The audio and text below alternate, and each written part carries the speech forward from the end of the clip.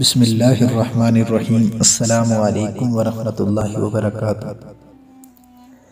इमाम अहमद बिन हम्बल रहमतुल्लाह अलैह फरमाते हैं, एक दफ़ा मुझे इराक के किसी गांव में रात हो गई। मैं एक मस्जिद में गया, लेकिन चौकीदार ने मुझे वहां से निकाल दिया। मैं मस्जिद के बाहर फर्श पर सो गया। चौकीदार ने मुझे पांव से पकड़ा और घसीट कर मस्जिद से दूर कर दिया।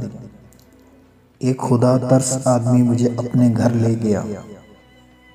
वो शख्स चलते फिरते उठते बैठते हर वक्त इस्तिग़फ़ार पढ़ता था।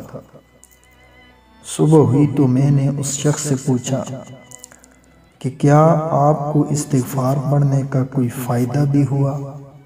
उसने जवाब दिया, जी हाँ, मेरी हर दुआ कबूल हुई, सिवाय इसके कि मेरी मुलाकात इमाम अहमद बिन हम्बल से हो जाए। मैंने कहा, मैं ही अहमद बिन हम्बल हूँ, और तुम देखो कि मुझे कैसे घसीट कर तुम्हारे पास लाया गया है। अल्लाह ताला हर मुसलमान की दुआ में असर अता फरमाए।